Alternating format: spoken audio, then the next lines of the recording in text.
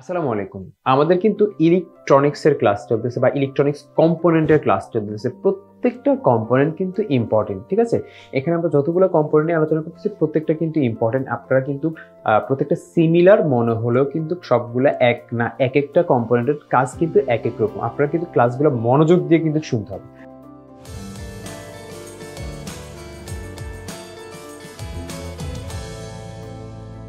তো আজকে আমরা যে কম্পোনেন্ট শিখবো সেটা হচ্ছে কি কয়েল। আজকে আমরা কি শিখবো? কয়েল শিখবো। এটা কিন্তু কোনো মশার কয়েল না, ঠিক আছে? এটা কিন্তু হচ্ছে ইলেকট্রিসিটির একটা কয়েল। তবে হ্যাঁ, মশার কয়েলের মতো কিন্তু এখানেও কিন্তু পেঁচানো থাকে। আচ্ছা, তো কয়েল কাকে বলে? যে ইলেকট্রনিক্স কম্পোনেন্টের মাধ্যমে কারেন্ট অথবা ভোল্টেজকে বাড়ানো যায় অথবা কমানো যায়, যেটা কিন্তু হয়তো লেখা নেই। বাড়ানো যায় আবার কমানো যায়। বাড়ানো যায় অথবা কমানো যায় কেন বলতেছি আমি? কারণ হচ্ছে যেখানে ভোল্টেজ বাড়বে সেখানে হচ্ছে কারেন্টটা কমে যাবে, আবার যেখানে কারেন্ট বাড়বে সেখানে হচ্ছে ভোল্টেজটা কমে যাবে। তো এই জন্য আমি এটা আমার মতো করে বললাম আপনাকে যে বাড়ানো যায় অথবা কমানো যায়, এটা আপনি অ্যাড করে নিতে পারেন। তারপর আসেন এই কয়েলটা আবার দুই প্রকার। যেহেতু আমি বাড়ানো যায় কমানো যায় বলছি, এই জন্য এটা দুই প্রকার। একটা হচ্ছে বাক কয়েল আর একটা হচ্ছে বুস্ট কয়েল। একটা কি বাক কয়েল আর একটা হচ্ছে বুস্ট কয়েল। বাক কয়েল কি করে?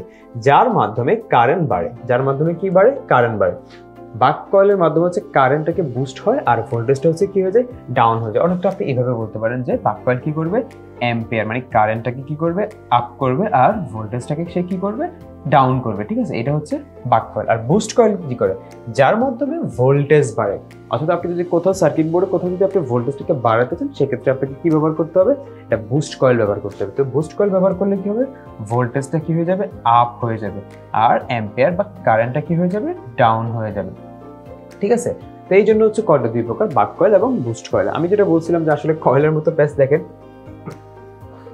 দেখেন ভিতরে কিন্তু এরকম তারের প্যাচগুলো আছে, যে প্যাচগুলো আছে এগুলো হচ্ছে একটা প্রপার একটা কয়েল। আপনি যখন এটা ভাঙবেন ভিতরে কিন্তু আপনি এভাবেই দেখতে পারবেন, ঠিক আছে? যে এরকম ভিতরে আসলে তারের প্যাচ থাকে, যেটা আমরা হচ্ছে ট্রান্সফরমারের ক্লাসে কিন্তু অনেকটা আমরা বলছিলাম আপনাদেরকে।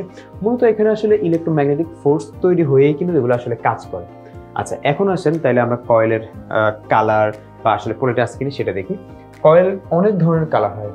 কালো কালার হয়, ছাই কালার হয়, নীল কালার হয়, অনেক সময় হচ্ছে মাল্টি কালার মানে তিনটা কালার একসাথে থাকে, অনেক সময় হচ্ছে সাদা কালো হয়। মানে এটা আসলে ডিফারেন্ট ডিফারেন্ট অনেকগুলো কালার হয়।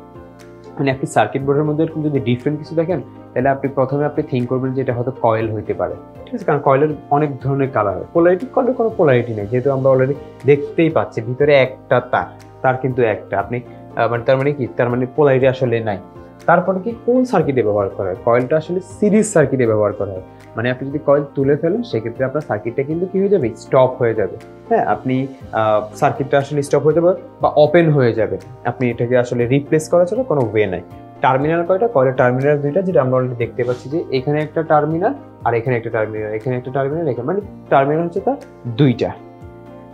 তো এটা কিন্তু আসলে মোস্ট ইম্পর্টেন্ট, কারণ হচ্ছে আমাদের মাদারবোর্ডের মধ্যে কি হয় জানেন? মাদারবোর্ডের মধ্যে ডিসপ্লে সেকশনে ধরুন আপনার ব্যাটারি ভোল্টেজ 3.7 থেকে 4.2, বাট ডিসপ্লে সেকশনে আপনার 16 ভোল্ট থেকে শুরু করে 40 ভোল্ট বা এরকম আসলে অনেক বেশি ভোল্টেজের আমাদের প্রয়োজন হয়।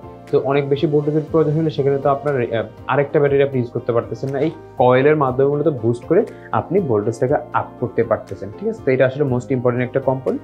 তো আশা করছি আপনারা কয়েল সম্পর্কে আপনারা অনেকটা ক্লিয়ার বুঝতে পেরেছেন। ইনশাল্লাহ নেক্সট ক্লাসে আমরা নতুন কোনো কম্পোনেন্ট নিয়ে আলোচনা করব।